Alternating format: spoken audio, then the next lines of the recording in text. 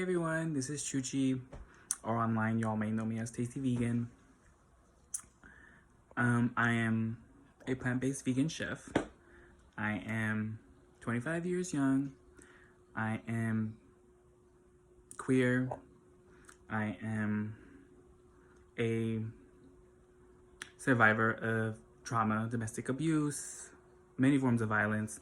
And I say that because I like to live very truthful in who I am and never feel shamed for all the experiences that I have gone through, because they are non-conventional, right? And they do feel very scary and isolated to talk about them.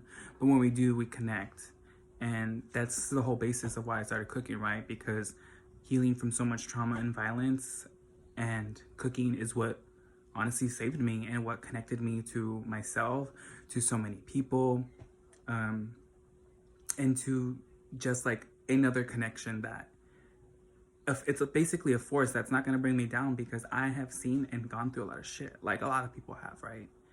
And cooking has really transformed my whole mindset, my whole lifestyle on mutual aid, on collective care, on revolution, on transformation, on healing.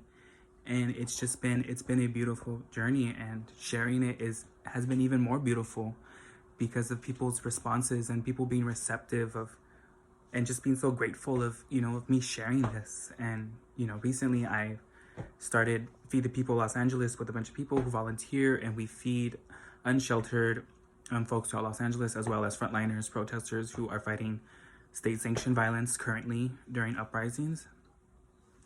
And so finding my role also within the movement in the kitchen has also been very beautiful, right? Because it's so undervalued.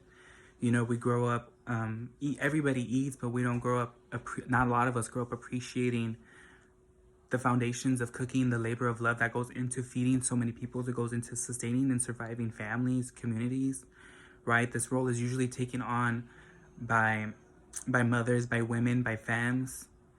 And, when it becomes a capitalist game of chefs, it's usually, white men dominating the industry. It's not about survival, wasting food every day. Like, it's really messed up. And so retransforming that and recognizing that food liberation is revolution, is transformation. The way we have learned to see and perceive food, from the way we eat it, from the way we look at it, it has been so commodified and colonized, and it's disheartening, because we really have some of us have no autonomy, right? Growing up in cities, in poverty and violence, we don't have autonomy over our bodies when it comes to water, when it comes to food.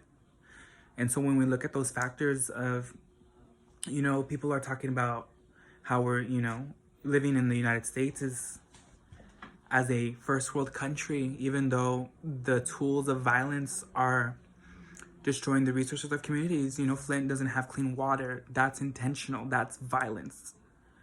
Those are generations of anti-Blackness, of violence against poor communities.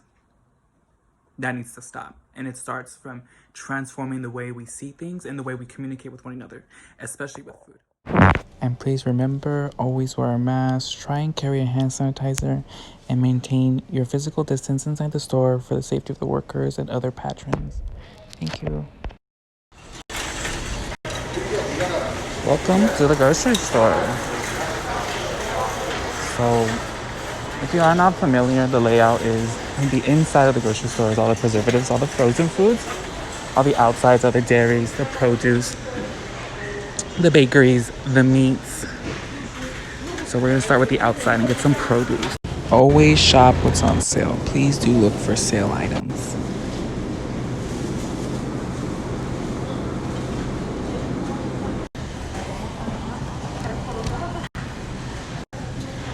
Let's be packed.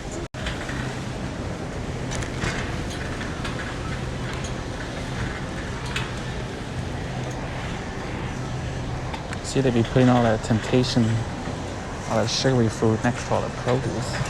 I wonder why. Here we got so far. Now we're gonna head to the inner aisles to get things like coconut oil, canned beans. Quick note on Goya. This shit's everywhere in poor communities of color. And people gotta eat, so stop throwing out your food. If you have it, eat it, not distribute it. Here are some non-corporate products. Let's make some choice. Food for Less be coming up sometimes. Shop store brands. So Simple Truth and Kroger are probably owned by the same company, so it's the store brand, but they're usually more cheaper than the other options. So $2.99 for vegan chocolate chips, the same thing as $2.99 peanut butter chips. And these are organic, fair trade. Come on. Coconut oil, $2.39, $2.99.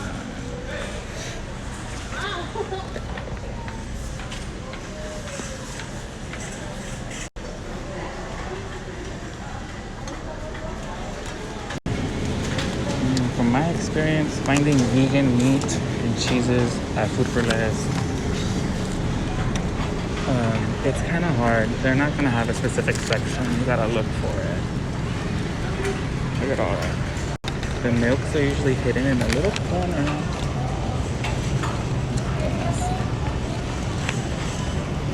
And I usually get what's on sale because that milk can be very expensive.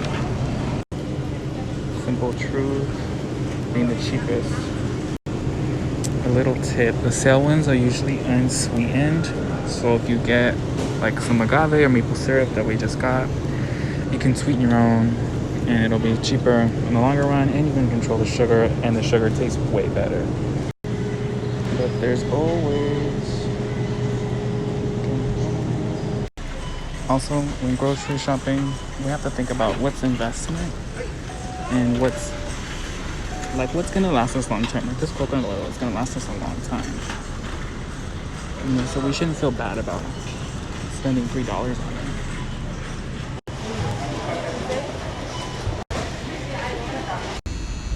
Okay, so we're gonna talk about the ingredients that we're gonna be using today, the prices, and how long they're gonna last. Because food is obviously an investment. Some things are gonna last us for a meal, some things are gonna last us for months or even weeks, like seasonings. So let's start. Cocoa powder. This was $2.50. And this is kind of a lot. 8 ounces would last you a long time. I'm a baker. You know, I bake cakes on Instagram, and you know, as like an artist, a cake artist, and I go through cocoa powder a lot. I usually buy it in bulk, but because I wanted to show y'all the availability at Food for Less, I bought this one. It was the cheapest one. Also, coconut oil, organic coconut oil. This is a superfood. It's really a really healthy fat, super beneficial. A lot of people cook with it. I don't really cook with it. I use avocado oil and grapeseed oil, which is also really good for your body to fry for fried foods. It's alkalizing. But coconut oil I use in a lot of my desserts, and it's also really good for your skin. And this one was $2.39. This is a really good price. This is probably the cheapest coconut oil I've ever bought. It's organic. It's available at Food for Less. And this is also gonna last you probably months. I did get the pato sauce. This is gonna go in the tinga. I grew up eating this. I don't like using it anymore, but tomatoes can get pretty pricey. And since we are facing a pandemic, I thought it would really showcase like you know, pantry staple foods that would last you a long time, you know, incorporating these ingredients. Because when, you know, we were shopping for the pandemic early in March, I did buy a few canned things because I don't know, you know, I don't trust what's going on in the government. And, you know, the way the US is handling the pandemic is very scary. The healthcare system is not prepared for this. And, you know, so just buying food that lasts is, you know, things that we should be considering, you know, like earthquake kits and to-go kits. Some chipotle peppers. I know y'all have used these, or you've seen your mom or your family use them. The adobo sauce, this is what's good in the tinga. Now, it's really good to make it from home because there are quite a little preservatives in here, but it is only $1.29, and this would last you a long time. The Goya brand was a little bit cheaper, but we are trying to divest from racist corporations like that. But also, again, never shame yourself for using products that you have already in your kitchen. Never throw away food. Always redistribute it if it's that case. If you don't want to cook it, if you don't want to associate yourself with that brand, other people are still hungry on the streets, so distribute it. Some onion to go in the thing out. This was like 50 cents. No, sorry, 30 cents. The red one was 50 cents. And then I got some poblano peppers because this is honestly one of my favorite chiles. It's not spicy if you've never had it, so that's why I like incorporating it into lots of foods, because it's very flavorful. It's a flavorful chile. So for those of people who can't handle spice, because I do have some friends that, you know, they don't like spicy food, and that's fine. So poblano is gonna go in the thing out.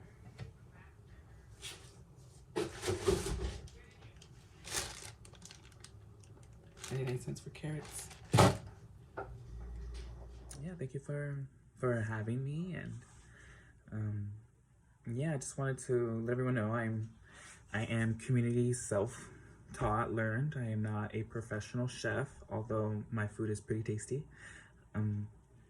Yeah, I didn't have access to go to culinary school. I didn't have my own kitchen until a few months ago, right? And what that means is, you know, growing up in poverty with family separation, severe drug violence in the family, there was times where I didn't have a safe space or even a home to sleep at night. And that's really traumatizing for not only the physical and the mental space, but also for when it comes to food. Like, some of us didn't have meals all the time. Some of us didn't have like a physical place to eat.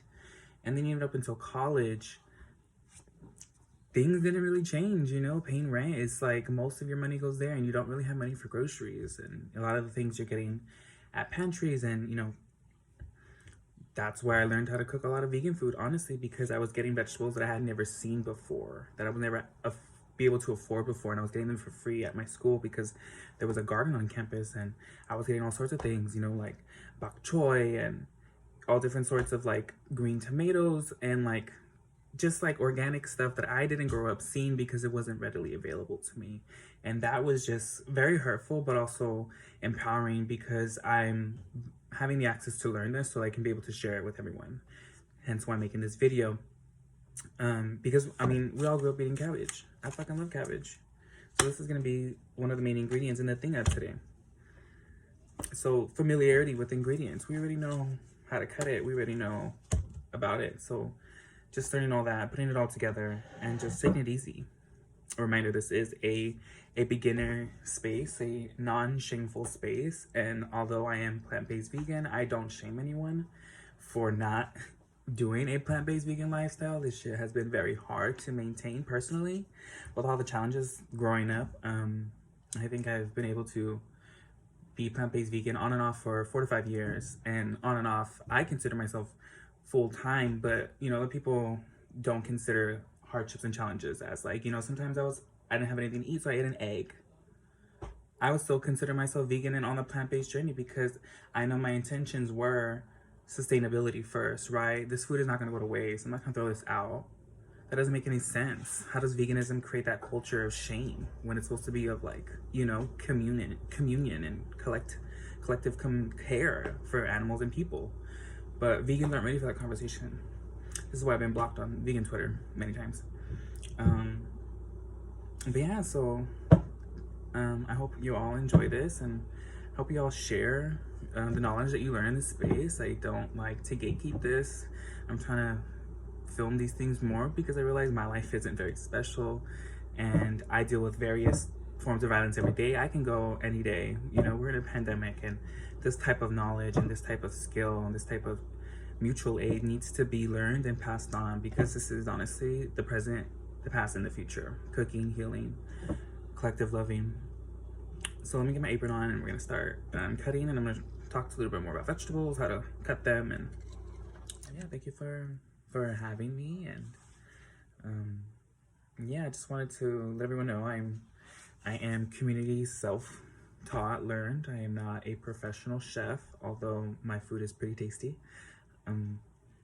Yeah, I didn't have access to go to culinary school. I didn't have my own kitchen until a few months ago, right? And what that means is, you know, growing up in poverty with family separation, severe drug violence in the family, there was times where I didn't have a safe space or even a home to sleep at night. And that's really traumatizing for not only the physical and the mental space, but also for when it comes to food. Like, some of us didn't have meals all the time. Some of us didn't have like a physical place to eat.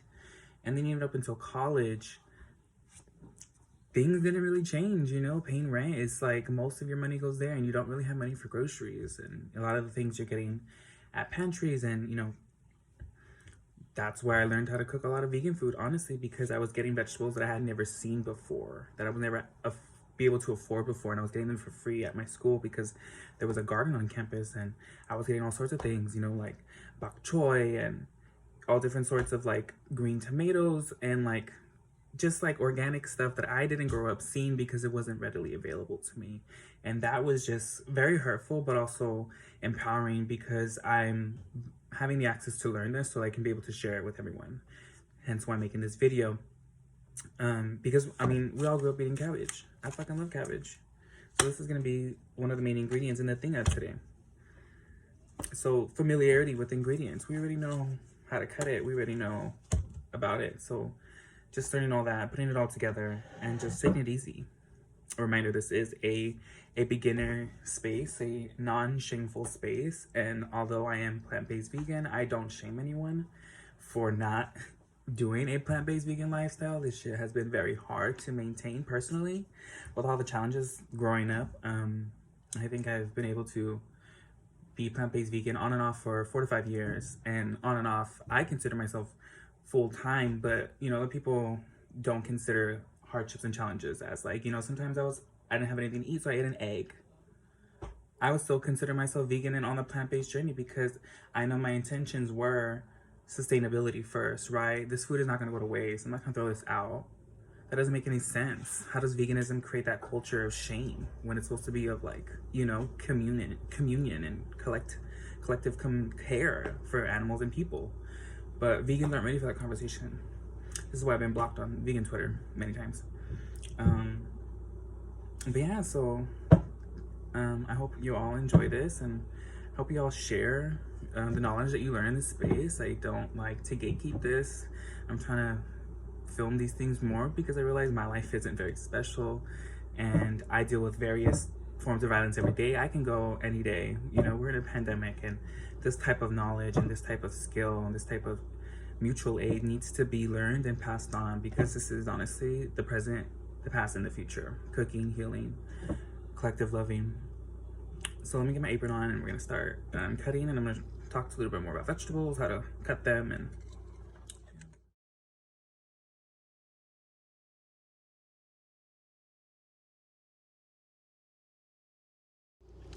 so I'm gonna be cutting up the cabbage, the red cabbage, and the poblano pepper. We're gonna wash them first, make sure they're nice and cleaned up, and then we're gonna... Okay, so you kind of want to make sure the veggies are a little dry just to prevent any slipping if you're new to cutting. It can get pretty dangerous. I sliced my finger earlier this week for the first time, and it was not fun. I was out of the kitchen, and this is my everyday job, you know, so, you know, times are hard. I need to be cooking every day sometimes. So we're just gonna cut the cabbage. Cutting doesn't have to be perfect, so I'm not gonna get all fancy with y'all to not scare y'all that, you know, don't be scared to tackle anything. So, you know, grip that knife, make sure you have that, you know, so when you cut, you know, cutting. And I don't really have a big kitchen, so I have to utilize my space very efficiently. And so whatever kind of space you have as well, make sure, you know, because you're gonna have knives waving around and stuff. Also, I got this at the 99. It's one of my favorite kitchen tools. Just look, I can just... I'm at 99 on Sunset. Anyone been there? I get some of my equipment there, like bowls. They're really good to get there. So yeah, you're just gonna want to make sure you get everything around that core. If you're into composting, hit me up. I've been composting. It's fun. So we're just gonna we're gonna boil the cabbage. So it's gonna, if it's all thick right now, it's gonna get, you know, It's gonna thin down. It's gonna get, watch, you'll see. The cutting does not have to be perfect. This is what I like. 'Cause I get it, cutting can be scary, so I like to tell people that, you know, just like, even if you're cutting like for cocido or like for tacos, like just cut it like that. Shred it even if you want it thin.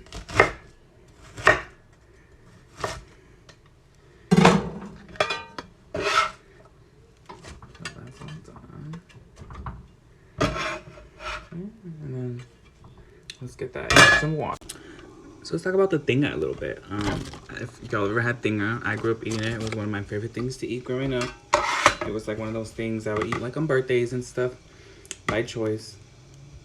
And today, you know, it's veganized and we're using cabbage.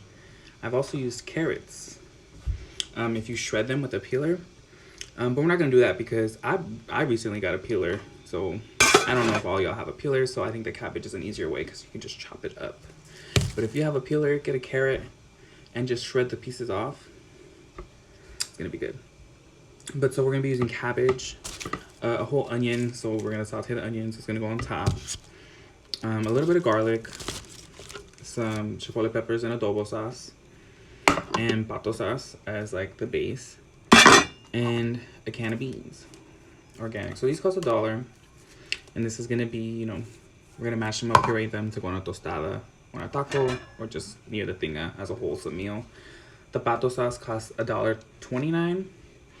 Goya was cheaper. Just to note that if you are on a tight budget and you are shopping for a family, don't feel shameful if you have to fucking buy things that are a little bit cheaper.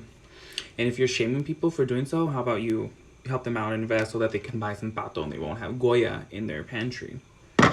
Just like that. Chipotle peppers, the Goya ones was like 50 cents. This one was $1. So that's kind of messed up. And I got a purple onion. It's not required, but I do like to make like a quick pickled red onions with just lemon juice and salt and raw onion to go on top. And it's super bomb if y'all ever had it. If you've had a lot of taco stands that just, you know, with cucumber, you know how it is. So all of this cost me honestly less than $5. The cabbage was $1.89. The chiles, which are gonna last a long time, was $1.19. So that's already $3. And then the pato sauce $4.20. The beans $5. Okay, so about $6. But the chipotle peppers is gonna last you a long time. I even have one in my fridge from last time, but I don't even know if it's good. The onion, the pickled onions, you can take that out. Or you might even have an onion ready. And you can buy cheaper onions. Probably somewhere else in bulk. It's gonna make a lot of food too. You're gonna see. So these purple. So I like to do these a little first just so they can marinate a little in the fridge. I did cut the onions and the poblanos just because I didn't want to cry on camera.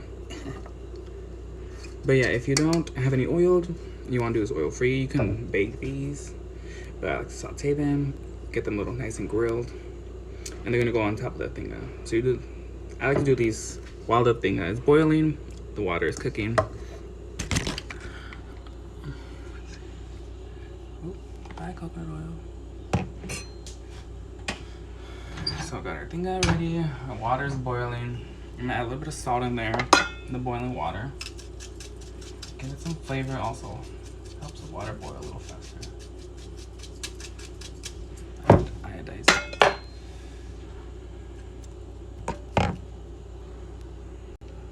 So once the water starts to boil, you can throw the cabbage in there, and it's gonna take about 5 to 10 minutes, basically until it gets soft. So the cabbage is, cabbage is crunchy raw. Until it gets soft, then it's ready. Then you're gonna be able to drain it. And we're gonna take it step by step. So then we'll cook the onions and the poblanos. We'll saute them, and then we'll prepare our sauce. And since it's canned, all we're gonna do is open it up, and we're gonna put a little bit of the adobo. We're gonna season it, and then we're gonna put the tinga in there. Put the onions on top. Boom, we got vegan tinga. And then we got a tostada or a taco with some onions. And then we can do the canned beans real quick too. Make a whole meal on camera real quick. Okay, the water started to boil, so we're gonna throw the cabbage in. Do be careful, it is boiling water. And then this is when you're gonna want to reduce the heat to a medium low. You should stir it. And if you have a lid, good. I know we all misplace our lids or break them. I'm gonna use a bigger one. It's kind of dangerous, so just be careful. Okay, so the cabbage is still cooking. I'm gonna add a little bit of oil for these onions.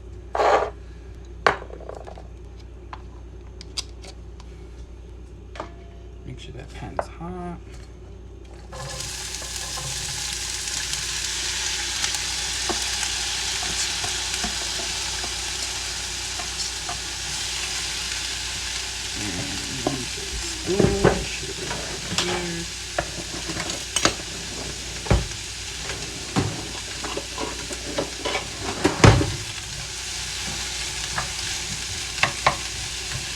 So never really cook on high heat. I have it on medium high right now. Watching them cook.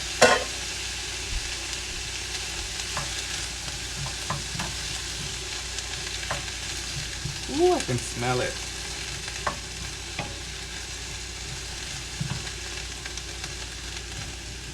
How many of you don't like onion raw? How many of you don't like onion cooked? I grew up with a lot of people around me hate onion. Some people like to cook with it and then take it out. Just challenge yourself. Onion is really good. It's really powerful. Red onion is really medicinal.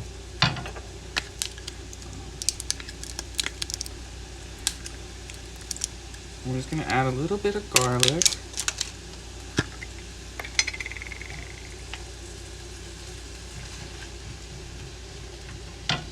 You can use whole garlic as well. Chop it up. Let's give that. Make sure all your onions are, looking pretty translucent. The poblano is gonna give it to me. And I like to spice this up a little bit just because I think it's gonna be very flavorful, but you know what I mean? So I'm gonna add a little bit of salt.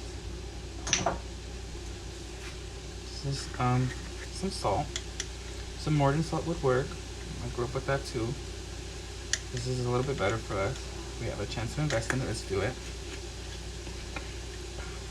I also make my own. So if any of you really want to try pink salt, I'm down. If y'all can get it right over here at East Hollywood, I'm down to hook y'all up. It's for the youth. Why not? I get it in bulk. Some pink salt. See? I'm serious. If you want some, let me know. Hit me up on Instagram. Feed the People, Los Angeles. Add a little bit of garlic powder.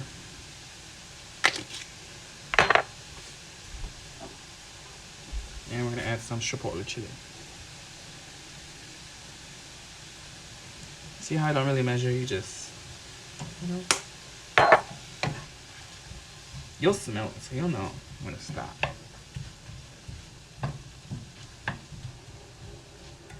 Let's go in. Let's open up the sauce. Put this on low so it don't burn. Come on, that looks yummy already. I can eat that just by itself. Almost. So just to save time and space and water and the same onions that I cut them in that I was waiting to prep them in, I'm gonna throw them ready and cooked back in there just to wait to put it all together. So right now if you're like wondering, oh, why are they using cans? It's not good. I want you to check yourself because A, not everyone watching this video right now has a blender. So making homemade sauce, you need a blender. And 2, this is more affordable. It's a lot cheaper and quicker. It makes a lot more. And 3, don't be shaming people for learning their process. I grew up eating this because, my family got separated at a young age. My mom was always working. And then, she didn't really have time to cook for us. So I had to learn how to eat what I wanted to eat. How to cook what I wanted to, and I started learning off of this because I didn't have money to buy tomatoes or mess up a tomato sauce if I didn't know how to do it. So, I want everyone to check this. Yes, homemade sauce is bomb, but this is at our disposal right now, especially during a pandemic. And I don't have access to a yard to grow tomatoes either, so like lots of people do. And so also with the adobo, since there's no blender, I'm just going to be using the adobo, not the actual chile. So what I'm doing is grabbing a spoon. I'm just grabbing so it can drop in there. Because like I said, even in college, I didn't have a blender. And so I would make this in college and, you know, it'd just be a lot quicker and easier to use the can because access to a lot of materials is not feasible for some people. So unless you have a blender you're willing to share, don't shame people for not using it for canned sauces. I learned that. It's not, you know, something bad to unlearn, to not shame people for what they don't have, unless you're gonna share it. So mixing that sauce. So I'm just mixing the pato in this. Actually my first time doing it, but I know it's gonna, like mixing it like this. Usually I just put the whole chile, but you know, it's gonna work. So I'm probably doing like 2 to 3 tablespoons. It's probably gonna be spicy. Because you can see the colors already changing. It got a little darker. And then you can taste it. It's just tomatoes. Ooh. Yeah, got a kick. So we're just gonna add a little bit more of the chipotle and garlic powder and some salt.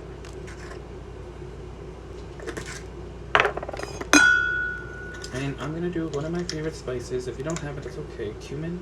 This is one of my favorite spices. Traditional. So I would say they're all about a teaspoon to 2 teaspoons. So checking the cabbage right now, the thing now, it's getting kind of soft. It should just be a little bit of salt, not too flavorful, because right, it's just a texture. We're gonna add the flavor in right now. Also, if y'all are into like DIY craft stuff, the water is really purple, red right now, and you can use that to do some homemade dyes or homemade coloring and stuff. I've made pink cakes using, or purple pink cakes using, like replacing the water with the water that was used to make cabbage, and it came out really good and I loved it. And so it's just, you know, a sustainable way to reuse and to get crafty. So the cabbage is pretty much done. I'm gonna drain it. Careful on draining it. Sometimes these handles get really hot. And so I got my little thingy down here.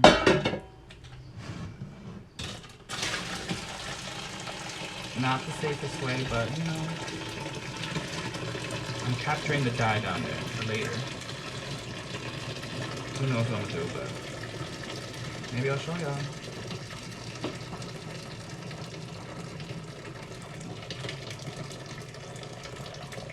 Y'all see the purple drip?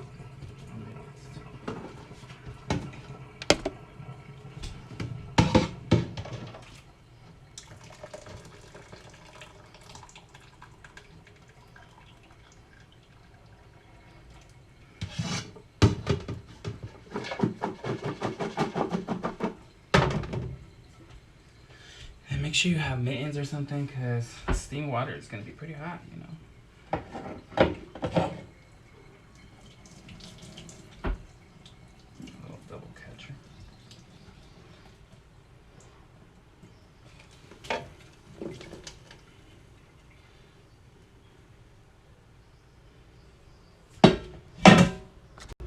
So here we go, saving water, dishes, time again. The pan that we used the onions, to saute the onions and the poblanos in. We're gonna get the cabbage in there.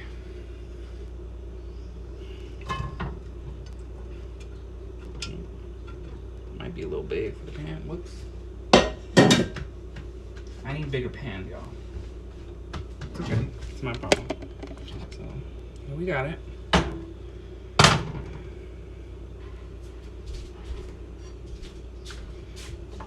Nice and full in there.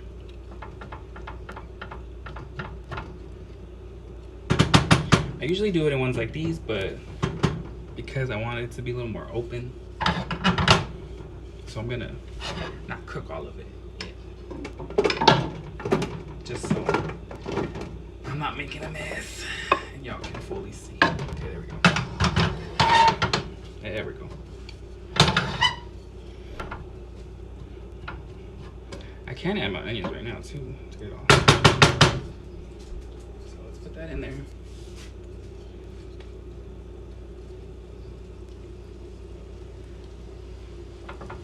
Yeah, why not? Yeah, why not?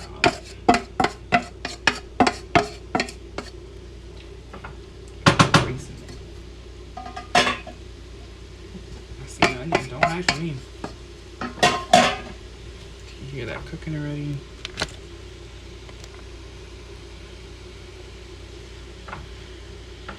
Let's see if we can add this sauce.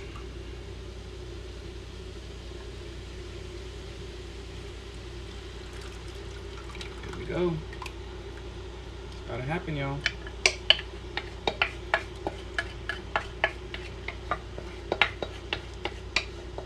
Also, this is one of like the dishes that on the customer's favorite, and it's one of the ones that I took to New York. This was my first time getting on a plane. This was last year. I'm 25 years young, so my first time traveling was at 24. And I got on a plane because I was doing some program, if you want to learn more about, not a cooking program, like a strategist organizer program in Massachusetts. And I had the access to go to New York after, and I had it was like my second pop-up ever out there. Yeah, it was beautiful to just connect with people that I'm honestly never probably gonna see again, or maybe I will. But yeah, they loved the thing with the cabbage. They were shook. Cause there's different cultures out there, different cuisines, unlike California, LA. Something lots of us have had. But so look at this. Y'all see this? Let me lift it up. Come on. That looks pretty, bro. I'm already getting hungry. Are you on? Okay. So once everything is in, simmer the pot for like 5-10 minutes, and then it'll be.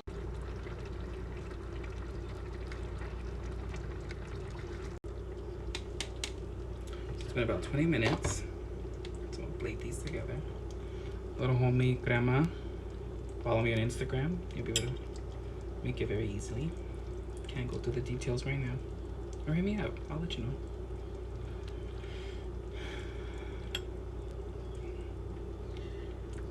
Just showing out this little, it's gonna be yummy. I already know. Just try not to make a mess. Just clean mine.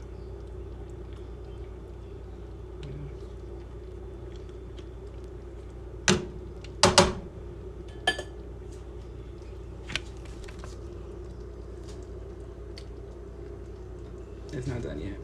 Remember those onions we did? See? It's all working, baby.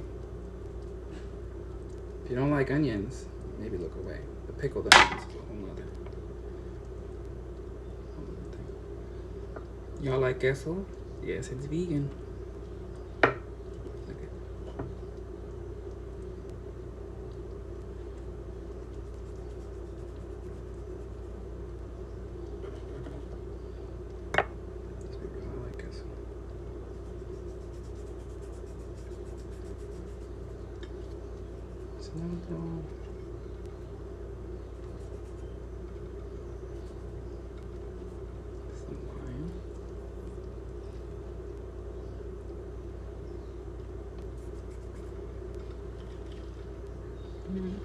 See,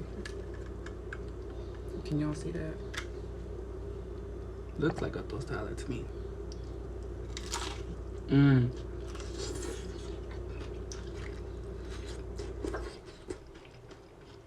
That's really good. It's spicy.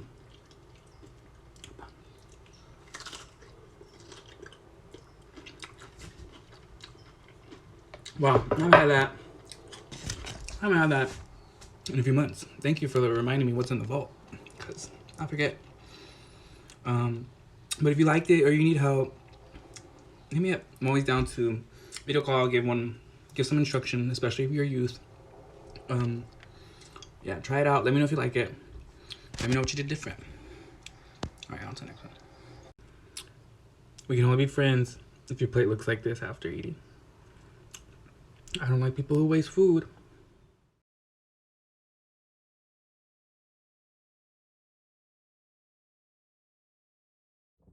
Hey, this is Chuchi from Tasty Vegan, and today I'm going to show y'all how to make some chocolate. First chocolate strawberries, or for like a chocolate ganache. Here's what it looks like, kind of already finished. I do it in caramel too, but today we're going to be making it. Just simple ingredients. First, you're going to need a saucepan with water filled up halfway, a glass bowl. We're going to act as a double boiler, so it's going to fit on nice and tight right there. So all the ingredients are going to go in there so it can melt. And we're going to be using coconut oil, cocoa powder, and maple syrup. So we're going to first start by getting the saucepan a little warm, heat up. So because if y'all have ever made chocolate before or chocolate sauce, it melts pretty quick. And so, you know, you can't have it directly in there. It's just, you know, you have it on low and then really. Yeah, this just works efficiently. Easy mess. We're gonna open up our cocoa powder.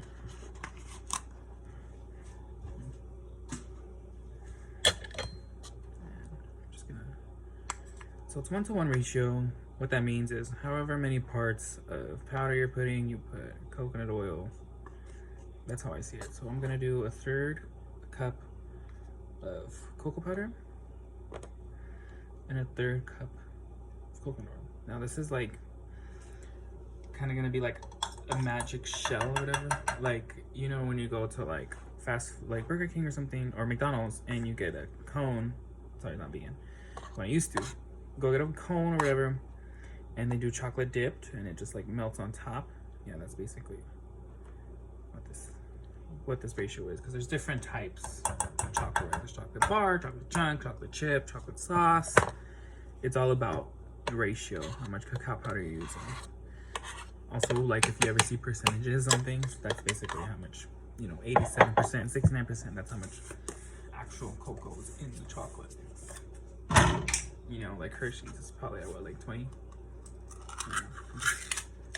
I don't know exactly, but so we're gonna add our coconut oil.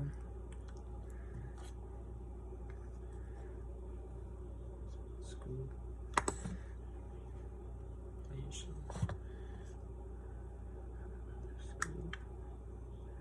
So I got these at the 99 actually. One on Sunset here in East Hollywood. They work decent. I have a few sets, so it's not the best set, but for $1 to mix all my messy stuff like cacao powder and coconut oil, why not? Clean that real quick. So in our little bowl we have our coconut oil, and I'm just gonna add some maple syrup. This is organic. Just gonna open it up. I did get this one, $3.99. So y'all want me to measure it?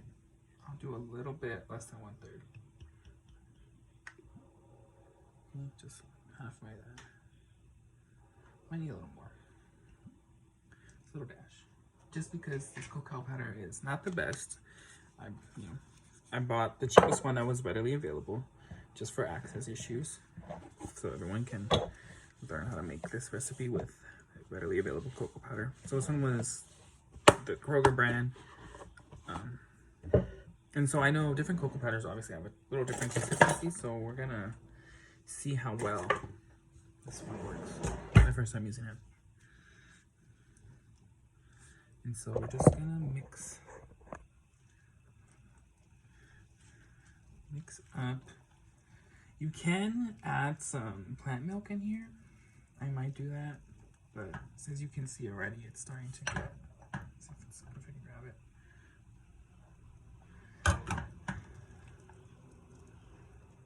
Very quick dark chocolate sauce.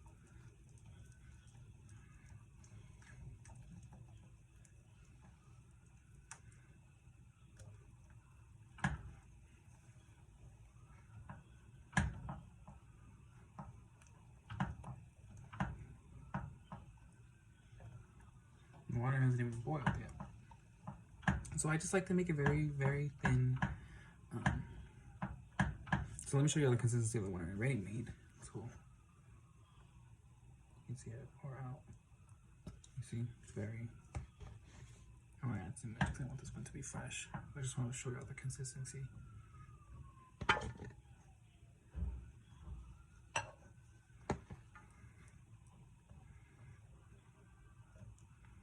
And you can make this as sweet or non-sweet as possible, you know, depending on. It might be ready to dip the strawberries.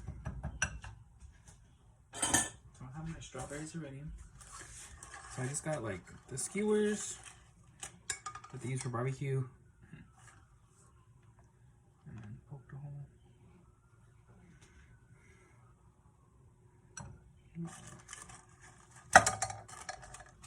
So I started making these when I was going through a really hard time and lost a job, quit a job actually. I was disrespected and I was like, fuck, like all my friends' birthdays are coming up. What do I do? So I started dipping some strawberries because who doesn't like that? Making little bouquets, right? So I just have a little parchment paper in there so they don't stick.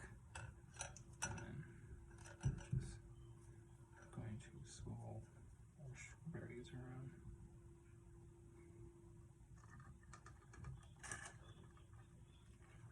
Some of the sticks got a little messy. Whoops. And we just got new neighbors, so I'll probably end up giving them to the little kids if they want them. I mean, we are during COVID, so I don't know how they're social if they don't want to interact at all, which is fine. But if they're willing to take these strawberries, go ahead.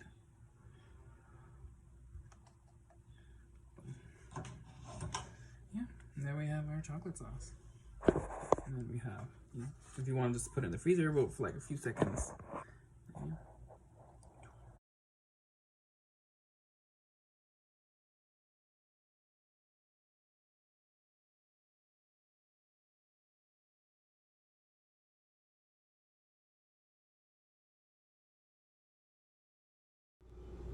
So here are the chocolate strawberries. As you can see, they're not even, you know, I didn't even put them in the freezer or the fridge or anything, and you know, the chocolate's intact. It is a little hot out, so if you wanted to make like a bouquet with flowers, you would need to put them in the fridge, get them ready, tie them up, and then transport them. But yeah, so the ratio was for the chocolate was 1/4 cacao powder, 1/4 coconut oil, 1/4 maple syrup, and then pinch of salt. Sea salt, you know, because the cocoa powder can be a little bit bitter, and so the sweetness and the salt with the bitterness really just completes that chocolate. Wow, I made that in like less than 10 minutes.